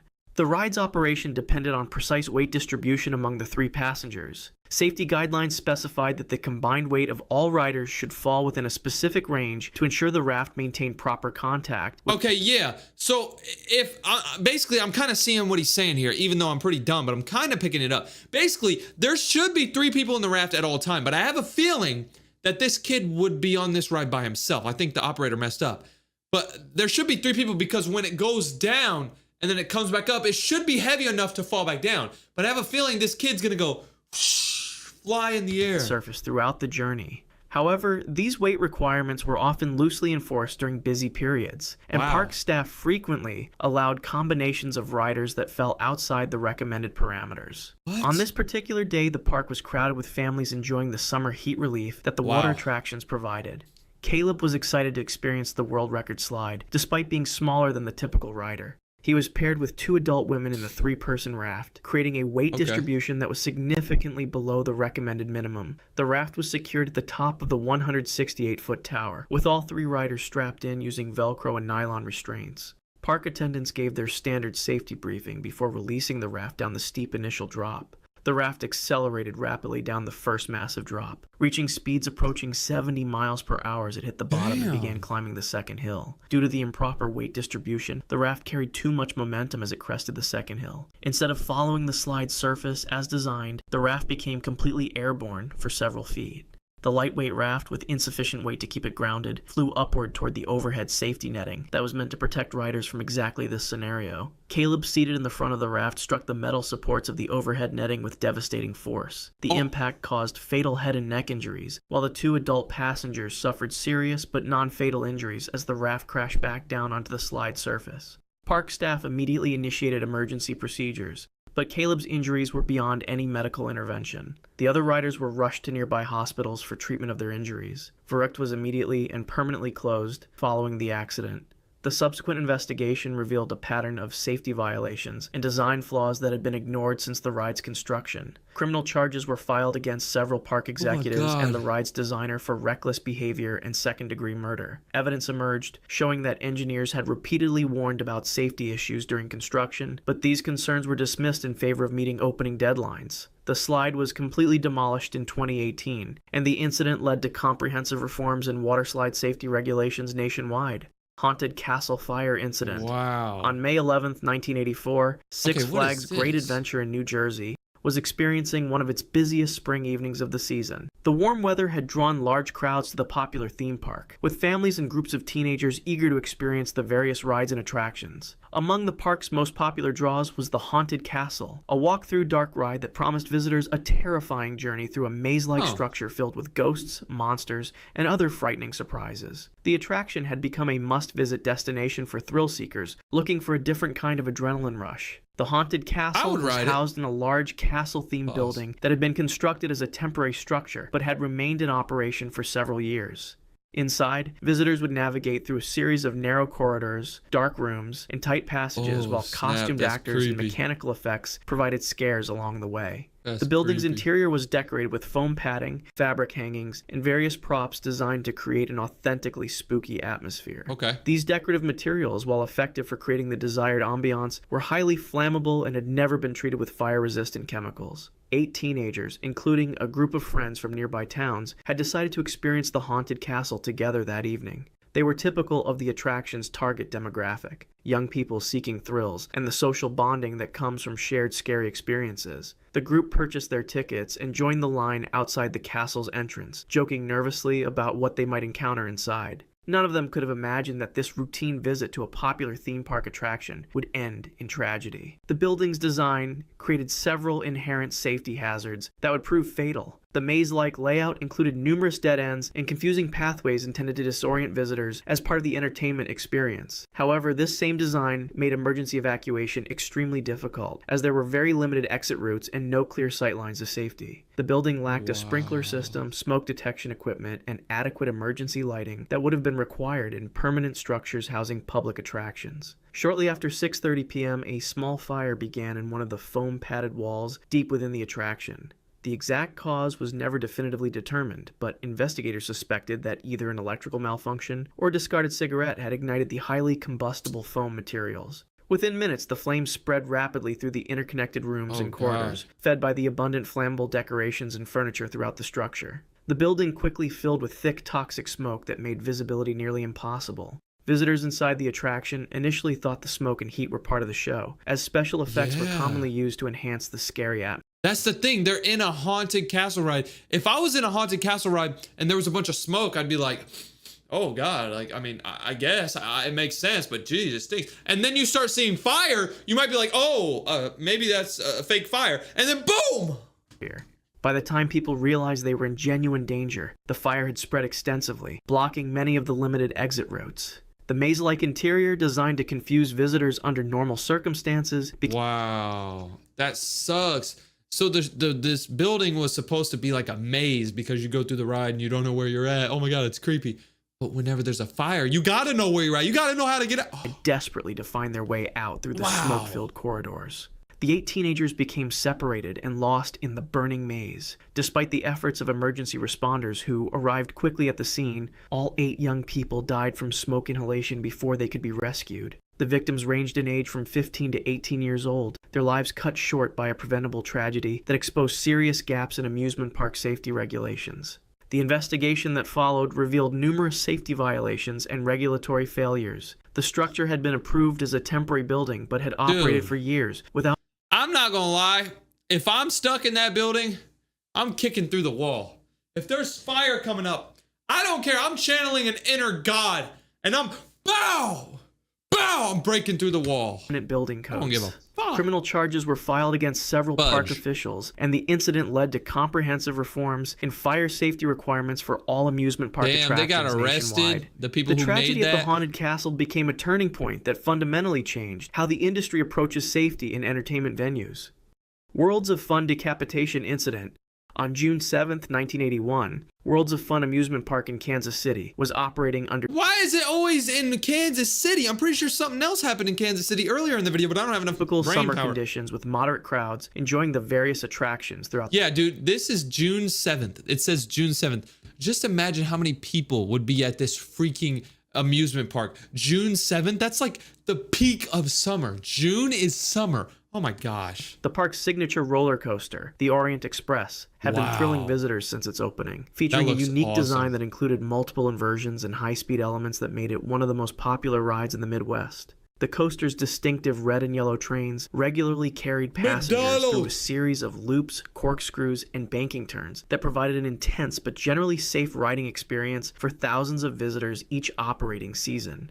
William Haithcote was a 20-year-old seasonal maintenance worker who had been employed at the park for several weeks. Okay. Like many young people working summer jobs at amusement parks, he was eager to prove himself reliable and thorough in his duties. William had been assigned to perform routine maintenance inspections on various rides throughout the park, a responsibility that required him to examine track conditions, mechanical components, and safety systems to ensure everything was functioning properly. These inspections were typically scheduled during off-peak hours, or when rides were temporarily shut down for maintenance purposes. What's gonna On this happen particular afternoon, William was conducting what should have been a routine inspection of the Orient Express roller coaster. The standard protocol required that all ride operations cease completely before any maintenance personnel entered the restricted areas around the track. Multiple safety procedures were in place to prevent exactly the type of accident that was about to occur, including communication systems between ride operators and maintenance staff, physical lockout procedures for I know what's gonna happen. He's going to be checking the ride, making sure it's working, and then somebody's gonna come down and kill him. controls, and clearly marked Ah. boundaries that separated operational areas from maintenance zones. The Orient Express continued to operate normally, with trains full of passengers completing their circuits through the various inversions and high-speed sections of the track. The ride operators in the control booth maintained their standard monitoring procedures, watching for any irregularities in the ride's operation while managing the loading and dispatching of successive trains. What was he The mechanical doing? systems functioned exactly as designed, with block zones and safety sensors ensuring that trains maintained proper spacing and operated within safe parameters. Something went catastrophically wrong with the communication and safety protocols that should have prevented any maintenance worker from entering a restricted Oh, so the area while the walkie-talkie ride was remained messed up. operational. Williams somehow gained access to an area immediately adjacent to the active roller coaster track placing himself directly in the path of the speeding trains. Whether this was due to a breakdown in communication between departments, inadequate training on safety procedures, or a momentary lapse in judgment, the result was the same. As one of the Orient Express trains rounded a curve at full operational speed, it struck William with tremendous force. The impact was instantly fatal, causing severe trauma that resulted in his decapitation. The passengers on the train experienced the horrific shock of witnessing this tragic accident, while the ride operators immediately initiated emergency shutdown procedures upon realizing what had occurred. The train was brought to a stop as quickly as the safety systems allowed, and emergency services were What the hell is the ambulance gonna do? His head came off. summoned to the scene. The immediate aftermath of the accident sent shockwaves throughout the amusement park industry. Worlds of Fun permanently closed the Orient Express. Dude, this picture kind of shows where he could have been. So look, this is the ground right here.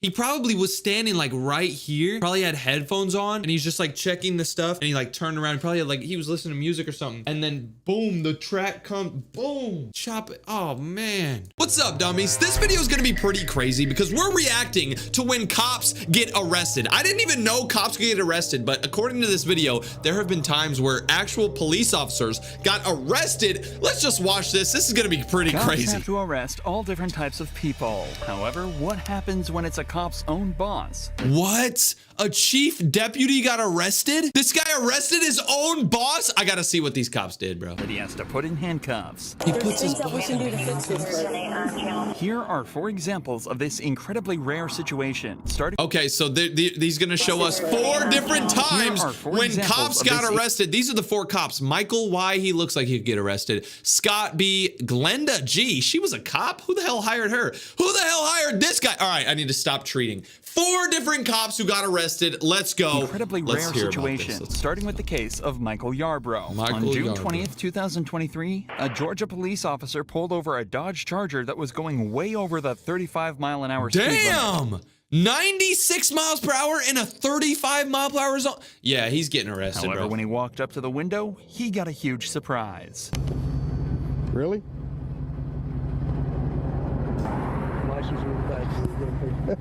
Yeah. The man behind the wheel was chief deputy of the local PD. Wait, so why was this guy riding with him? So this is the chief deputy. He was going 96 miles per hour, but the guy in the passenger seat's like smiling. Look. Why is he like smiling? He thinks they're gonna get.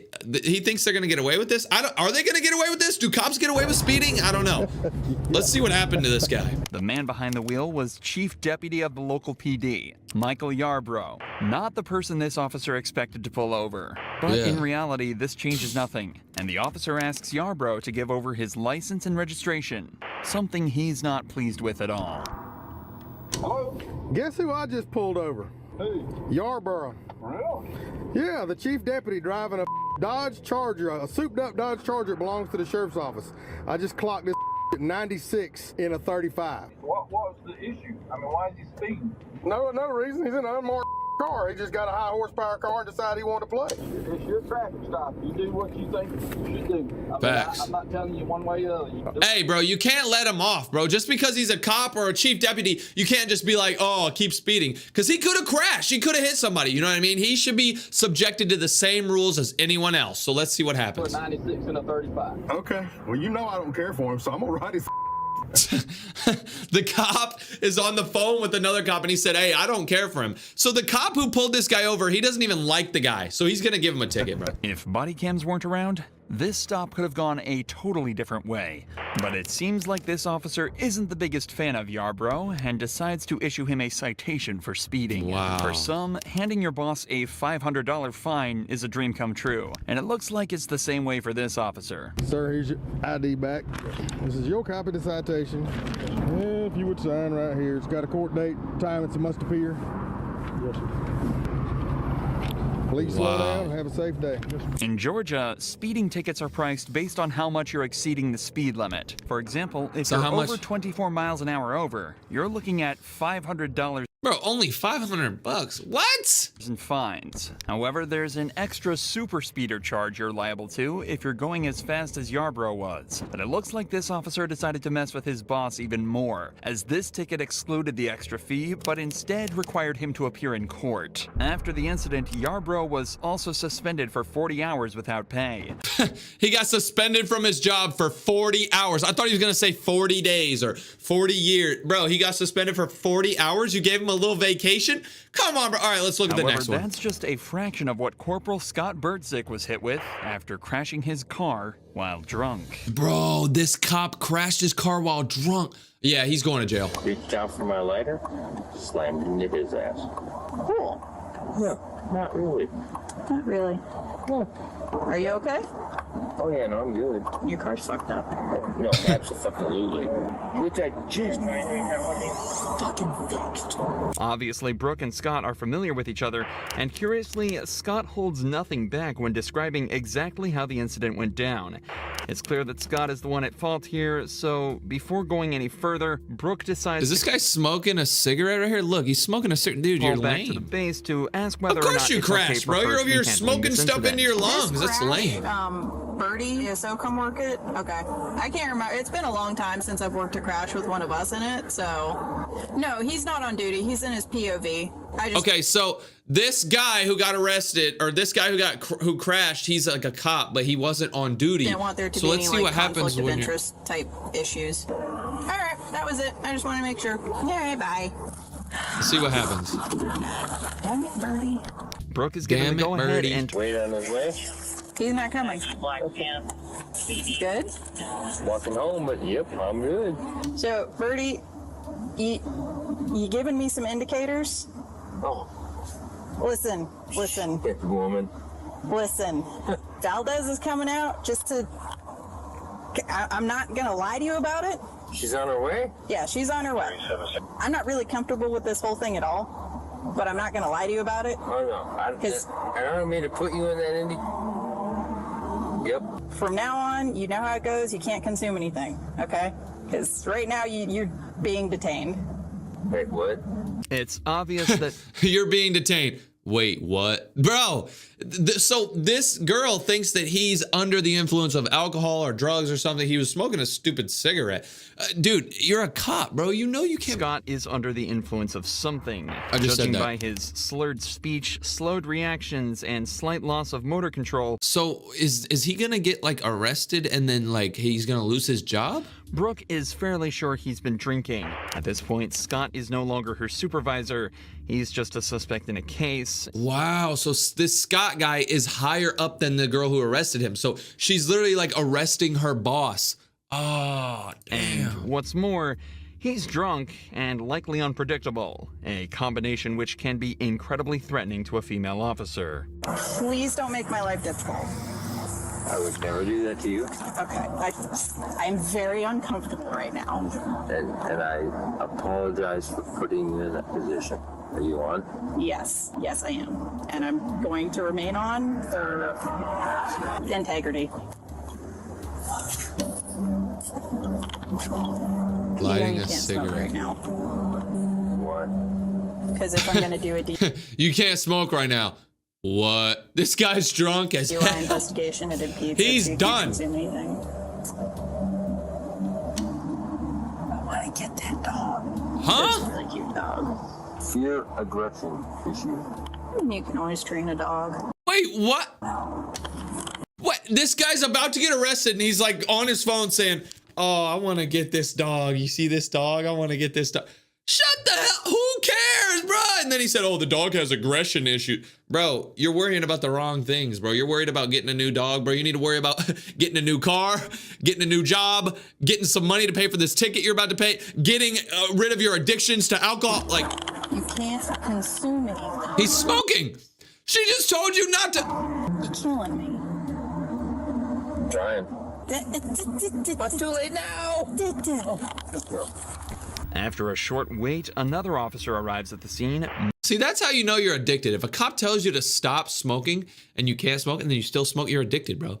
I mean, a lot of people, they like smoke cigarettes because they they need to like calm their nerves because they're stressed out. I mean, he just crashed his car, but like, dude, come on, bro. You can't hold finally start getting to the bottom of all of this with some sobriety tests. All right, we're gonna These see. lasted over 10 minutes, but it's not hard to tell how they went by just looking at a few seconds of them.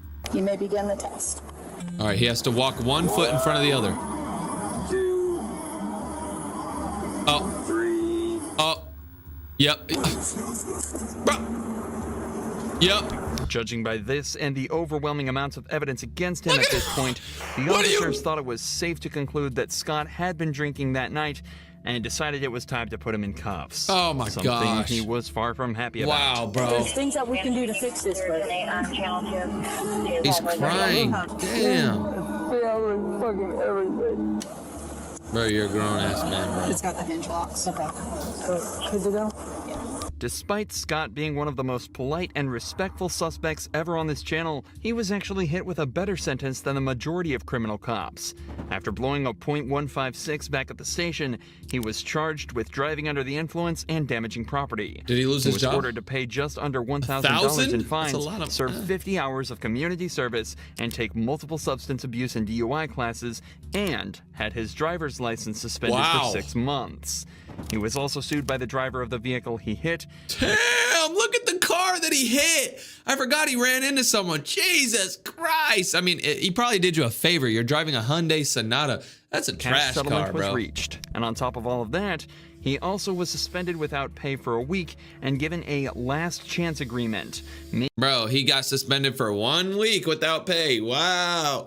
Bro, like, I thought these people would be fired. Why could you have, like, why is a cop allowed to do drugs and stuff, but then arrest people for doing the same drugs? Like, what? Meaning one more I don't slip know. up and he What was do you out guys for think? good. All right, let's go to the next one. Realistically, that's exactly how one of these cases should be handled. But when New Mexico police were put in the same position, they instead showed just how corrupt America's cops can be. I'm not going to arrest you tonight. Had any, I just say don't drive. This cop pulled over a truck in Lordsburg after suspecting the driver may have been drinking. However, after walking up to the window, he was hit with a wave of shock and disappointment. Hello. The reason I pulled you over because you were kind of swerving back there. You're good? The driver was the city's mayor. And Bro, the mayor of the city driving with her son. Don't tell me this girl was drunk while driving. Nah, bruh. With your son? I mean, at least he has his seatbelt on, but in the front seat, he's like 3 years old. Do y'all ride in the front seat? This was the third time Not when your she's parents been are pulled drunk. over for this exact offense. And 3 what's times? worse, she was driving like this with her foster I just child in said the that. car. You have your registration and your insurance, please? You okay, bud? Yeah? We're good. Just be quiet. The cops are now in an extremely told the girl to awkward be- position. she and told after the a son short to be chat, quiet. They Why? decide that they should proceed with the stop normally and do their jobs, at least for now. Hey, Glenda, do you mind stepping out of the vehicle? We'll review paperwork on my unit real quick? How much have you had? 3 or 4? 3 or 4? Okay. As Glenda exited the vehicle, both of the officers noticed a strong smell of alcohol on her, and Wow. she quickly admitted to having a few drinks that I had 3 or 4 drinks. She's lying. Why would she tell the truth? She definitely had like 6, maybe 8, maybe 9 drinks. You notice how I said 6, 8? I didn't say night. Her slow speech and movement implies that she's definitely over the legal limit to drive. But this is the third time she's been pulled over for driving drunk. How is she the mayor, bro? I'm never going to Mexico in my life, bro. The mayor just drives around drunk all the time? Will Come on, this bro. really be the time she's punished for it? This officer certainly thinks there's a chance. Please, let me just get him home. Get Oh my gosh. Ethan. You know I'm the type of cop that doesn't give breaks, okay? Right. You're the type of cop that what? That doesn't give breaks. When I approached the vehicle, I did notice an odor of alcohol coming from alcohol coming from inside the vehicle. When I observed you walk out, you were kind of swerving all over the place. Yeah, just because you're the mayor, just because you're a girl doesn't mean you can just get off easily. You're driving drunk, especially the fact that there's a kid in the car. Come on. And then right now, you're just, as you're standing, you're kind of swaying side to side. Thing is, you're the mayor, okay? I'm your employee. It doesn't matter. I'm your employee. And now that you're Facts. standing downwind, I can smell it. Okay. Well, I'm not denying it. Yeah, we can smell it on you, and the way you got out of your vehicle, Glenda, it's not good. As So the they're gonna officer arrest her? said, Glenda is their boss, so there's clearly a conflict of interest here. So they call up New Mexico State Police to handle it from here. But when the original cops learn of the outcome, they realize they probably could have done a better job themselves. Yeah, she's drunk. She's bouncing around. So you're right there. Something in my... What is in my eye? My God. All right, we're back. I'm I good. don't think you're Let's see what quite happens to this girl. over the limit off of the clues that I saw, but I think you're right close to it. Where the limit might be 0.08, I think you're about a 0.06. My house is literally Right. right around the corner. I'm not going to arrest you tonight. What? Bro! Oh my God. This is If you simp. had any, I just say He's a don't simp. drive. Somehow, He's a simp. despite all the clues that the first two officers picked up, the state cops decided she wasn't over the limit when they Oh my arrived and was gosh. therefore free to drive. Now, there's obviously the debate of corruption here, given that she's the mayor, but let's take his word as fact for now. The cop decided he thinks Glenda is at a 0.06. Okay, so I don't know what these numbers mean. I think this is how much alcohol you had, but bro, it does, like, I don't care. She's driving with a kid, bro. You may also be wondering why the cops didn't just use a breathalyzer to test her blood alcohol level immediately. The answer there lies in the Fourth Amendment. Cops have to provide probable cause that a driver is impaired before they're allowed to collect chemical evidence that proves this. That's what the sobriety tests are for. The combination of these two problems is what led to Glenda going home that night instead of to jail, why this is her third time being pulled over for this, and why it probably won't be her last. So this girl got off the hook while driving drunk with a kid. Okay, But nice. unfortunately for this next boss, his employee wasn't so kind when it came to his DUI. Okay, so this stuff. guy's actually gonna get arrested. I gotta see this. Stay in your vehicle. Get back in your car. I'm drunk? No, I'm the captain. Bro, the guy comes out and he's like, and then the cop's like, drunk? No, I'm the captain. Huh? A what? Captain. Of what? The big. Don't reach in your pocket. Get back in your car. Have a seat. I will. I'm not. Holy cow, look at him. He's so shocked. I just got a ride. What? You didn't drink What? Have you been drinking tonight? I just got a ride. No, you didn't get a ride. You're driving. What do you... tonight, sir. I'm a captain. Who cares? What police department? Oklahoma City. Oh my God. What division? He said, turn the camera off. Bro, he's corrupted. How much we had to drink tonight, sir? This is a lie. Oh my God, he's saying turn the camera off. He doesn't want everyone. Wow, this is actually hella corruption right now. The captain of a police department. Oh my God. Please. Huh? I'm not turning my camera off. Okay. This guy isn't just drunk. He gave He's up. absolutely hammered, even to the point where he thinks the camera can't hear him whispering. But despite the captain's pleas, Yeah, the why are you whispering? We can hear you, bro. officer refuses to turn off his camera and continues with the investigation. Go ahead and step out of the vehicle. I mean, isn't he at his house? How much we drink tonight, sir? I was at a poker game. Uh-huh.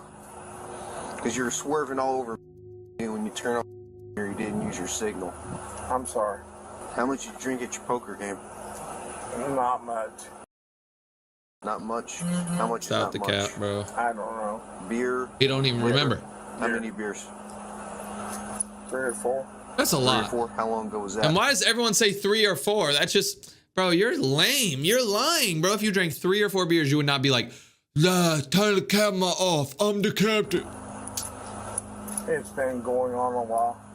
How long ago did you drink your last beer, sir? What time is it now? It's 0140. Midnight. You think you should drive it? No, but I came from 4 blocks. And your mom lives here. I live here.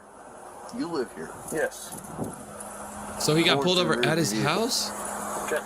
You got any weapons or anything on you? I do not, sir. Those Why must would have he- been a strong few Wait, so how did he get pulled over at his house, bro? If I pulled into my house and I got pulled over, I'd be like, what are you doing? I'm at home. Fears, as not only was he stumbling over his words, but apparently also swerving across both lanes on his way home. The Both captain is lanes then is crazy. searched and told to stand in the open where he's tested on his balance and sobriety. Hands down by your side, please.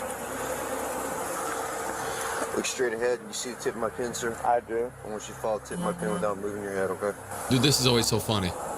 I like watching people do this. Come over here where it's a little bit more level. I'm going to demonstrate for you first. While I'm demonstrating, I want you to stand with your feet together, hands down by your side, just like this. All right, sir? What's your name? Matt French. Matt French. Mr. French, stand just like that for me. When I tell you to begin, okay, I'm just going to demonstrate for you first. I want you to pick a foot of your choosing. It doesn't matter if it's your left or your right foot. I'm familiar. And I want you to lift it approximately 6 inches off the ground. And while you look at your toe, I want you to count by 1,000. It's 1,001, 1,002, 1,003, 1,004, 1,005, so on and so forth until I tell you to stop. At any point in time you lose your balance or your foot touches the ground, just go ahead and pick your foot back up and continue to count, okay? Do you understand these instructions I've explained to you, Mr. French? Let's see if he messes up. 1,000. Yep. Keep going. Can you turn that off? I cannot, Turn the sir. camera. Please. I know you're aware of our body cam policy. You know I cannot turn off this body I cam. do, but I'd like to talk to you. I can't do that, sir. Please. Are you going to do the test or not? Yeah, do the Please, test, bro. Please talk to me. I'll talk to you once we're You done. can turn it off, you can turn it on. I can turn it off once I'm done with my investigation. Why would he's asking him to turn the camera off because he doesn't want all of his like colleagues and everyone that's under him, because he's the chief, he's the captain, he's the president of the whole police force. He doesn't want everyone to see him being drunk and failing this test. But bro, low key, if somebody was telling me to turn off my body cam, I would be kind of nervous. I'd be like, why don't you want this to be recorded? Like, are you gonna try to punch me or something? You know what I mean? I mean, he's drunk as hell and he's old as hell. So. I understand that, sir. I get And I am that. a sergeant on this police officer, and I I've am taken not- an oath to uphold the law. I don't am show not- favoritism to anyone, Facts. regardless. I don't care if you're a gangbanger or the president of the United States. Sir, I'm not asking you for that. If I was to treat you differently than I was to treat like some Southside loco or some pedo, how's that look on me? Facts. Okay, He's I'm not speaking. asking He's for that. speaking. Facts. Because I wouldn't do that for any of them. Even as the captain begs him to turn his camera off and just talk, the officer stands his ground and states that he has to treat officer everyone the is a same good or officer, his bro. job and livelihood fire. could be at risk. He's showing a fantastic amount of integrity that unfortunately we don't get to see too often, likely due to people like this trying to pull rank. They then continue with the third and final test, involving simply walking heel to toe for 10 steps. All right, anytime you're ready, you may begin. He's gonna fall over. 1, 2, 3, 4, 5, 6, 7, 8, 9. Ah, he's doing pretty good actually. 1, 2, 3, 4, 5, 6. Aren't you supposed to put one foot in front of the other? He's walking normally. All right, go ahead and turn around for me. Put your hands behind your back. Are you gonna arrest me, sir? Yes, I am. Can I talk to you? Go ahead and put your hands behind your back, sir. Wow. So this is the Now that the investigation is police concluded chief. and the perp placed under arrest, the officer turns off his camera and returns the captain to the police department. Not only was he suspended from his position as Oklahoma police captain, but he was also hit with the regular punishments for DUI, likely amounting to a small fine and a few months in jail. Wow. I didn't know cops could get arrested, bro. That's crazy.